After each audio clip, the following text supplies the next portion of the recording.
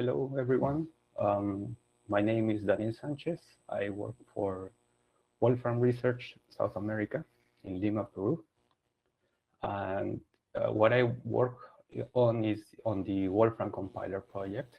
And that's what I'm going to talk about today. I'm going to talk about integrating the Wolfram Compiler with the Wolfram Engine. Before continuing, I should mention that there has been a talk some hours ago given by Tom Wickham-Jones, the lead developer of this project. So I would recommend you check it out. Okay, so this talk covers mostly about integrating the Wolfram compiler with the Wolfram engine. Especially, I want to focus on turning the code that you might already have in Wolfram Language and simplifying the workflow for compiling this code, especially if you want to get better performance. So I'll start by giving a brief overview of the compiler.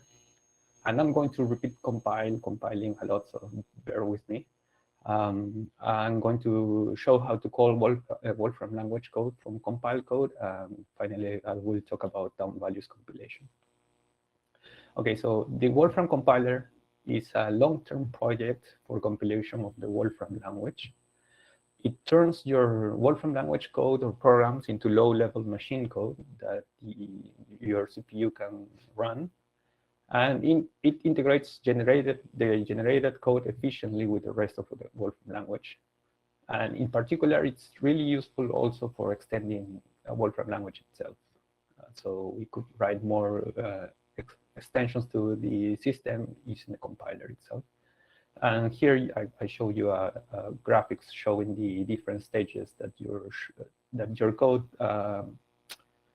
passes when converting the top-level mathematical code to the machine instructions. So I'll start with, I'll give a lot of examples in this talk, so hopefully that's useful. Here I have a function that I want to, it's a regular old function that computes the factorial. The only difference is that I'm annotating the arguments with a type. So I'm saying that this should be an integer. And that I'm passing it to function compile, which when run, it will return this compile code function object. And here you can see the signature. It accepts an integer and it returns an integer. And just like a function, you can pass arguments to it and execute it. The good thing of using a type system is that you get automatic argument checking. So here I'm passing a string, and I get a runtime error saying that the argument type doesn't match the function signature. But of course, non-trivial code requires more complicated definitions. You might want to declare functions if you plan to reuse them. So that's what you do with function declaration. So in this example, I want to compile this table. So I want to compute multiple times the restrict flow passing these two arguments. So it makes sense that I have to define restrict flow as an auxiliary definition. So I use function declaration for this. And note, I'm giving here the signature of the function. So I'm taking two reals and returning a matrix of reals. And this is the body of the function. Okay, so I can, this declaration, I can pass it to the first argument of function compile. And here I can pass a list of declarations or just a single declaration. And what I get is this compile code function here that accepts 4 reals and returns a packed array of reals. So what I can do, again, what I get from this is, there's a great benefit of performance in time. And yeah, this takes a bit to compile, but okay, yeah, let's continue. But what you really want is something, so you might have your code already written like this. So you don't really write it like functions, you usually write it in DownValues. So how to work with this, right? So before I'm going to talk about calling Wolfram language code from compile code. And I'm using Wolfram Engine interchangeably with Wolfram kernel, the evaluator side, top-level code. So Okay, so how it works? You begin in the evaluator world, and here you have one uniform data type called the expression type. And before you want to call this compile code function, you have to convert this expression into one of the many types created by the compiler, which could be integers, lists, even the expression itself. Now that you are in this realm of the compile code, you execute machine instructions, and finally you get a result which you want to get back to the Wolfram engine, but you have to convert it back to an expression, and then the Wolfram engine continues its evaluation. So at the boundaries, it's an interface that's also compiled, and that it's in charge of doing this deserialization of expressions into the correct argument type and serialization of the result back to an expression. Okay, so how do we represent these expressions from the Wolfram language in the compiler? We have this type called inert expression, and right, this represents this expression, and you usually will see it with in type annotations or type hints or casting. And we call it inert because, unlike regular Wolfram language expressions, objects of this type do not evaluate on its own in compile code, and I'll show examples for this. So here I have a function that accepts an inert expression and computes its head, and I'm compiling this. And given that the argument is an inert expression, anything will be accepted by it. So if I map onto this list of expressions, you see that the compiler doesn't complain at all. It will simply get the head of each of these expressions. So what can we do with these expressions? We can construct them like you would in top-level code. So this is what construct does. It does construct this expression. And let's say I pass these two arguments. And you might think here that echo of foo, when constructed here, got evaluated in the compiler or in the compile side of things. But what actually happens is that this expression is getting constructed on the compiled side of things, and that's returned to the evaluator. And when it gets back to the evaluator, it evaluates on its own. So that's why you see this echo. I can show this by not returning the expression that I construct, but instead returning a number. And if I do this and evaluate it again, I just see the number getting returned, and this isn't evaluated. Okay, so how to evaluate this?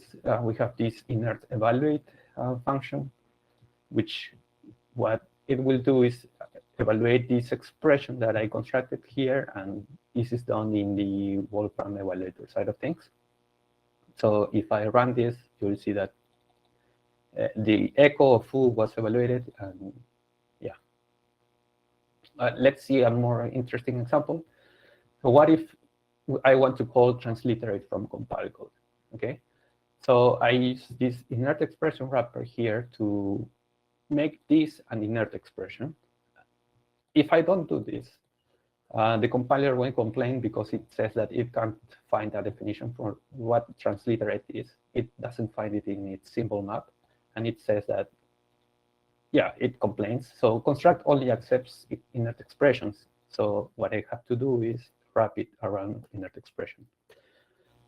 And yeah, so if I evaluate this, it will successfully run this transliteration inside compile code. But the problem here is that it will also accept all kinds of things, because as I said that this is an inert expression, and everything is an inert expression. So this will be accepted as an argument. So how do we improve this? We really want a string here. So I'll say, OK, let's pass a string instead of an inert expression. But if I try to compile this, it will complain that construct only accepts inert expressions and not a string. So what I really want to do is cast this string, convert the type of this string to an inert expression, and that compiles fine. And now that I have this, if I pass an X or a symbol or anything that's not a string to this compile code function, I'll get a runtime error. What if I want to use the result of this transliteration inside compile code? Let's say, given that this returns it returns a string, I can compute the string length. But this also fails to compile, and this is because KernelEvaluate simply returns an inert expression, and that's there's no definition for string length that returns that accepts a string. So what do? I have to cast it again from an expression back to a string, and then string length works on it. And you can see here that the signature is it accepts a string and it returns an integer. And if I pass a symbol, this will fail again. Okay, so this workflow is kind of confusing. I mean, it works, but it's tedious. You have to cast arguments to expressions, construct an expression, evaluate it, cast the result back. So this is why we introduced KernelFunction, and it's a way of simplifying this workflow. So in this example, I'm doing the same. I'm simply calling transliterate, but I wrap transliterate around KernelFunction, and I'm type annotating it with this signature, saying that I'll accept a string and return a string. Now that I have this function, I can pass an argument to it, and it will compile, and I get the same behavior as before. If I plan to reuse this declaration, which you might do, for instance, you might want to add a declaration for import, let's say, or something that the compiler doesn't currently support right now, you would add it as a function declaration. And let's say that the body is this, right? You pass a string, you expect to return a string, and you declare the function to be a call to a kernel function with this signature. And this works. You might notice that this is a bit redundant. I'm saying that the string, this is a signature, which I already specified here. And we are working on improving this. It might not be necessary to add this signature here, because it already knows that the argument is a string, and the output could take it from here. But in the meantime, there's this shorthand notation that you can use, and it simply says that this declaration of transliterate will call this kernel function. And when I run this, I get the same behavior as before. Here, notice here that I'm calling transliterate, and the compiler will look for its definitions, and will find this and say, okay, transliterate is simply a call to this kernel function. Okay, let's go. Okay, let's break down what is really happening here. And so the compiler, this is just an idea of how it works. It will look for kernel function, and it will expand it to this. So it will cast the arguments to inert expressions. It will construct the expression of the function that you want to call. It will evaluate it, and it will cast it back, the result, to the desired return type. So this is just basically expanding to what I already showed before, but this is a simplified way of doing this. Let's see how we could use it for the example of the restrict flow example I had before. So let's say I have these down values for restrict flow, and I want to call it from compile code. I would add a function declaration to it, specifying that this function should have this signature to take two reals and return a matrix of reals. And then I can use this declaration to compile the function here. And right. So if we run this, let's wait for it to finish compiling. If we run this, you will notice that the timings that I get from running this is not real. It's not a real speed up. And it makes sense because I'm simply calling back to the evaluator and running this code in the evaluator. So I'm not really compiling anything here. So what to do? We introduce this DownValues function wrapper, which will actually allow us to compile down values of a symbol. And I'll show some examples for this. So let's say we have this square function that simply squares its argument. And I want to compile it. So instead of wrapping kernel function around it, like I did before, I could wrap it around DownValues function. And again, I have to specify its signature because it doesn't know what the signature of this function is. And I can call the function here. So, and yeah, this works. So what is happening here is that DownValues function, or the compiler rather, it's pulling the DownValues of the symbol that it's wrapping around and looking for, and each of these DownValues is getting compiled into a function. Not just, we're not calling the evaluator to run this, we're actually compiling the Wolfram language code here. So let's see how we would use this in the restrict flow example. Again, I'll add a function declaration for restrict flow, but instead of saying kernel function, I'll say that I'll wrap it around DownValues function. And this basically says that it will pull the DownValues of the restrict flow and basically put it here in this part. So this also compiles. So let's see, let's run this. And again, now instead of restrict flow being a call to the Wolfram engine, I'm actually compiling the DownValues of restrict flow. And yeah, as you can see here, this is a progress monitor of what's happening.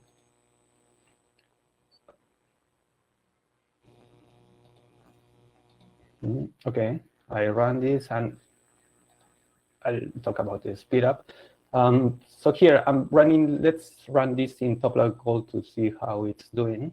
And now let's compile the function that we had before. And the difference is here that func is also reading as DownValues, just not like a function like before. So let's see how that does. So here I'm saying again that this is, I'm adding a declaration for restrict flow, but here I'm also saying that you have to look at the DownValues of fun to compile this. Let's see if it finishes.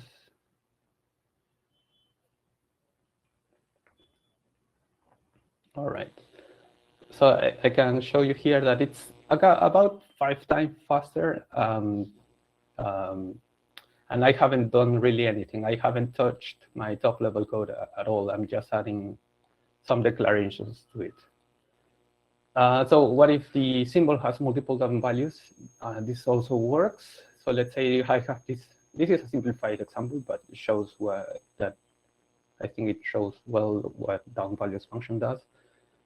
So I have multiple DownValues for 2 arguments. And let's say I want to compile this. So I'm saying pull the DownValues of my fun and give it this type signature. So I'm accepting 2 integers. So let's test with different argument combinations. So 1,1 will go to this DownValue and get here. 1,3 will enter this DownValue. Now, if I put 1,2, it will enter this DownValue before getting to see this DownValue. So this is what it should return. And this is what it does. And that's because DownValues are compiled in the order that it shows in DownValues. And arguments that aren't handled, you get a runtime error. So what is DownValues really doing? This is a rough idea of what it's doing, but if you have a declaration of this form, the compiler will expand DownValues in this way. So it will create functions for each of the right-hand side of the rule delayed of your symbol. You see here, this corresponds to this DownValue, and this one to this one, etc. It will also create lambdas or predicates for the conditions that it finds in the left-hand side of the DownValues, like for this y greater than 2, it will create this lambda. And it will create a dispatch table of the DownValues. So this condition here is the same as this one. So it says that the argument 1 and 2 should be the same.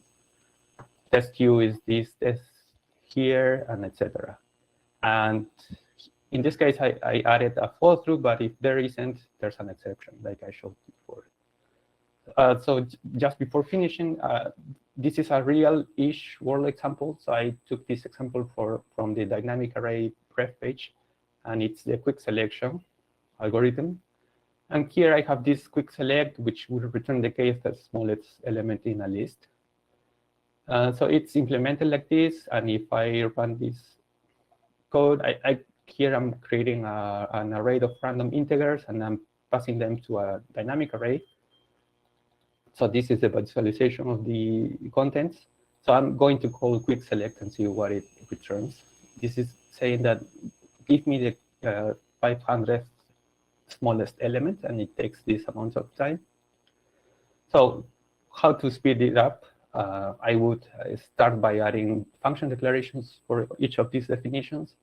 So let's say quick select, I want to add the down values for quick select. And I have here 2 declarations because I want to add 2 of the down values. This one has 4 arguments. This one has 2. And I'm saying that here, right? I expect a dynamic array in the first argument, 2 integers in the second and third argument, and a 4th integer. And I'll return the element. I should say that dynamic array in the top level code expands to dynamic array of an inert expression, but I'm writing it here as general as possible. So it could be anything. And yeah, I added all the declarations for each of those values. So if I run this, I'll get a compiler. Oh, sorry.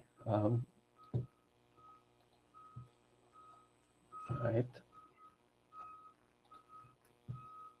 So if I try to run this, I'll say the compiler will complain that it can't find the definition of less between 2 inert expressions. So it's complaining basically that this part isn't handled. There isn't a definition for doing less of an inert expression with an inert expression.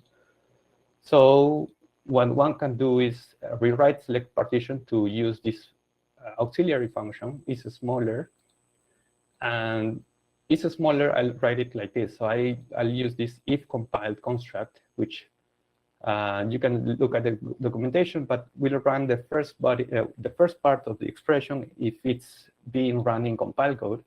And if it's being run in the Wolfram engine, we'll run the second branch. And I want to do this because X and Y here are expressions, and I want to cast them back to integers to finally do this comparison. So if I run this and I append this declaration of is smaller here, I can compile it now, and it will successfully do it.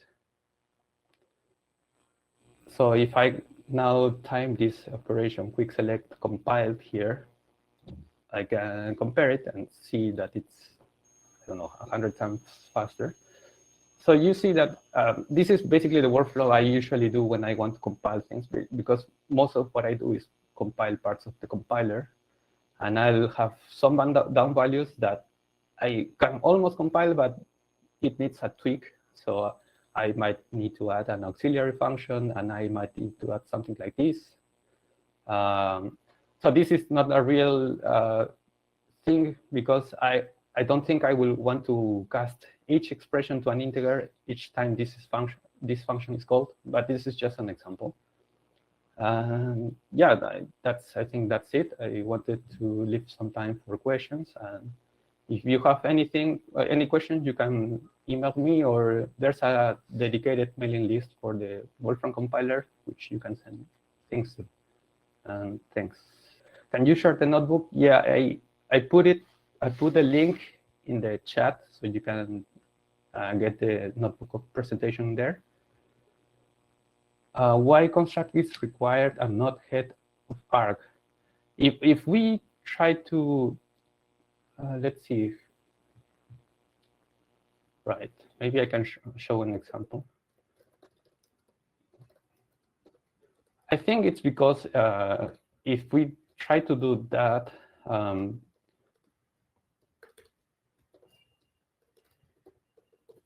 let's see. Right. It will complain that it doesn't know what that head is a function actually, and it will say, basically it says that this cannot be, it's not a correct function call. I wonder if this fails, we can go to a false true and say that, okay, maybe what the user really meant was this should be a construct kind of thing, but I'm not sure if that will make more things too complex. Yeah, I guess if this was kind of like, if the type of this head was really like a function signature, it might work. Yeah. So here I'm saying that the head it's really a function. Yeah, I think this is the reason why construct needs to work like that. Can the listable attribute be used with function compile?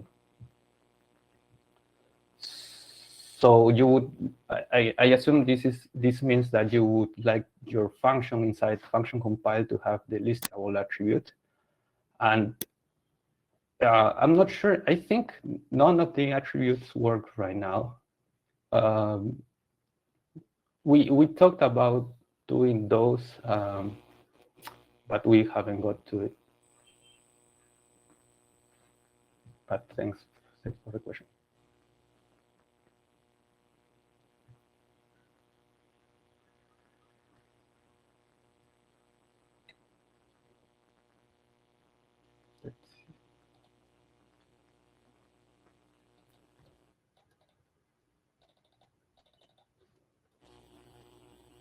Yeah, it's a bit annoying to have to write always construct of this in order to make it compile. But yeah, that's what we have.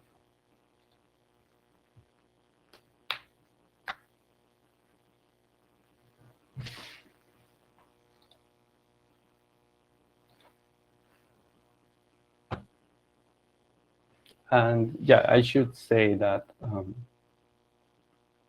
So yeah, I really want this. So Tom talked about expanding the DownValues function in order to support more kind of constructs, because right now this is always only supporting things like conditions or predicates here, but it doesn't really support heads like here, like an integer, or it doesn't support things like going inside an expression. And well, usually for compiler, this is fine. I can turn things like list into list queue, but usually users will write their code using patterns. So I really look forward to seeing more features being accepted by the DownValues function.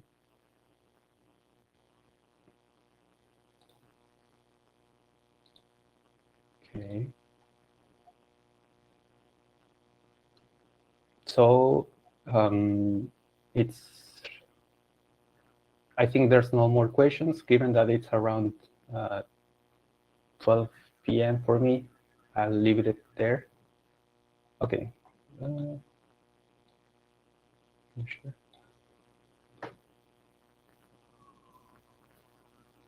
Yeah, there definitely is a performance penalty because, okay, I'll read the question. Will there be a performance penalty if we choose to work with inert expression type versus a more specific type, e.g. an array of integers? The answer is yes.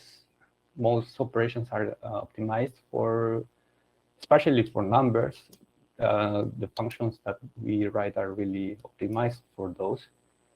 Inert expression, it's the simplest one if you want to start migrating your code from the top-level code to the compiler. But yeah, there's a performance penalty, but it's more versatile.